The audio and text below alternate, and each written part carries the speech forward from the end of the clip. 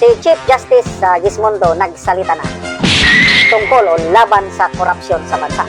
Sabi niya ito, related ito sa Independence Day celebration natin ng dito.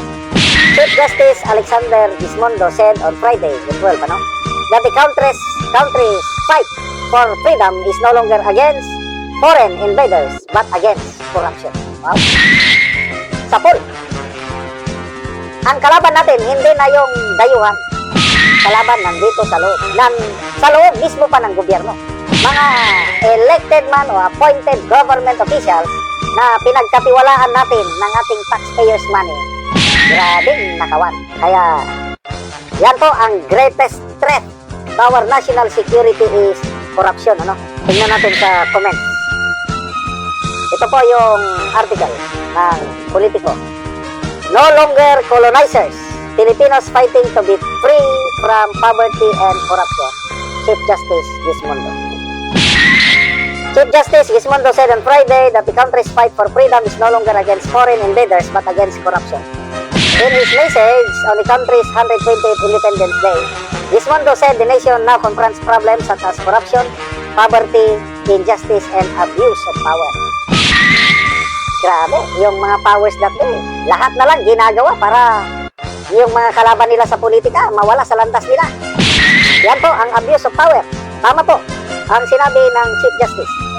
Sabi niya, tinatawag tayong magtaguyod ng bansang malaya, hindi lang sa mananakop, kundi sa gutom, sa kahirapan, sa pangamba, sa pang-api, sa korupsyon at pandarambong, sa pagkamakasarili at kapabayaan, lalo na ng mga nasa kapangyarihan.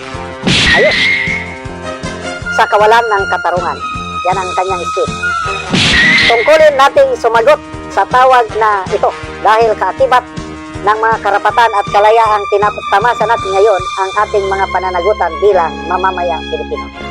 Hindi sapat ang pagkamit ng kalayaan. Ang mas mahalagang tanong, ano ang gagawin natin sa kalayaan ito? Para saan natin ito gagamitin? Paano natin ito pangangalagaan at payayabungin? Gismondo said this year's celebration of Independence Day is important for him since this will be the last time he will celebrate as Chief Justice. He noted that this November he will reach the mandatory retirement age of 75 and will step down as Chief Justice. Salamat po, Chief Justice Gismondo, dahil sa inyong pamumuno, napanatili ninyo ang independence ng Supreme Court. Saludo ako sa Chief Justice na ito and all the Associate Justices. Sila talaga ang last bastion of democracy natin. Yang Senado sana, another last bastion of democracy, kailang wala na. Talaga ito, magiging rubber stamp na ang Senado. Bukas makalawa, wala na. Hindi na independent ang ating mga, yung majority sabi ni Senator Cayetano, yung isang block dyan na bukas makalawa, sila lang talaga ang mangunguna sa is Senate of Malacanang. But anyway, that's part of politics. Salamat na lang at nandyan pa ang Supreme Court na tatakbuhan natin kung talagang iipipin na tayo. Yes, corruption. Anong ginawa ng administrasyon ito? First executive order na pinirmahan ng Pangulo, inabolish ang Presidential Anti-Corruption Commission. Legacy. Bakit niya inabolish? Baliwala sa kanya yung anti-corruption. Kaya ito ngayon, nangyayari sa administrasyong ito ang grabing pinakamatinding nakawan sa ating kasaysayan. For 3 straight years, yung budget ng 2023, 2024, and 2025 kung saan-saan dinala.